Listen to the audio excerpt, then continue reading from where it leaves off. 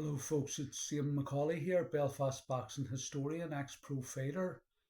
I'm still in shock of Ricky Hatton's passing on Saturday. Just don't want to do a wee tribute to him. On Saturday, August 8th, 2018, I was sitting in my house when my phone rang. It was a friend, Tommy Kelly, from the New Lodge. Tommy knows his boxing, and he done the corner for many great fighters, including John Breen's boxers, Eamon McGee, Neil Sinclair and Jim Rock, among many others.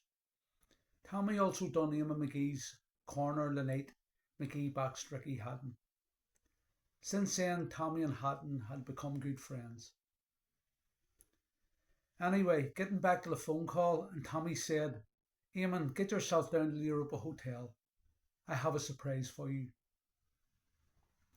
I knew Carl Frampton was topping the bill in Windsor Park that night against Australia's Luke Jackson, with 20,000 fans expected to be there. I got myself ready and headed down to the Europa, which was the most bombed bar in Western Europe, and also the place where my wife had a stroke in 1999. Karen worked there. As I walked into the lounge of the Europa, Tommy stood up and shouted, "Eamon, over here." I walked over, and there was Tommy sitting with Ricky Hatton. Tommy says, "Eamon, Ricky wants to meet you and have lunch with you." I couldn't believe it. Also in the lounge was Tyson Fury, Carl Frampton, Joyce Warrington, Bradley Sanders, and other familiar faces from when I boxed way back in the day. I sat with Ricky 45 minutes to an hour, and we just clicked. I told Ricky that I lived and boxed in Manchester, and one time his amateur coach, Paul Dunn, done my corner against Ben McGarrigle. Ricky was impressed with my boxing knowledge, and Tommy must have told him that I had won the ABAs and was an ex-pro.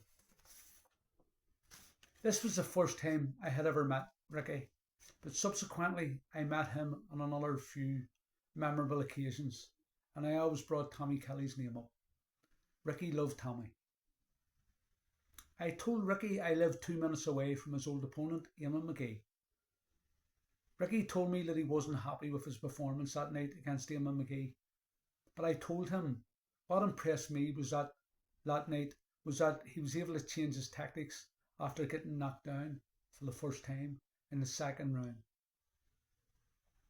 Ricky had come out all guns blazing against counter-punching southpaw McGee, and he got put in his arse. Ricky was also badly hurt in the third round, but from then on he became more circumspect as the gun-ho tactics were playing right into McGee's hands. I told Ricky it was one of his best wins as he adjusted, stayed calm, and sniped in and out with punches to win. I told him only great fighters can adjust like that, and he thought about it and he says, "Yeah, I've never really thought about it like that," and he was pleased.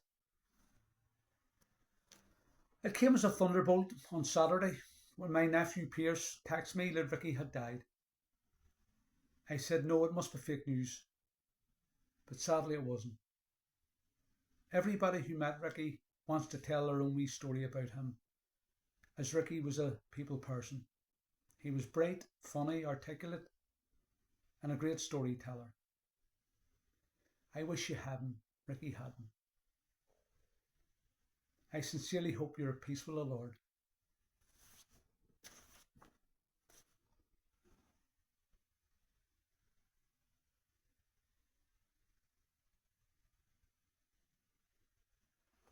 Thanks for listening to me, folks. Take care and God bless.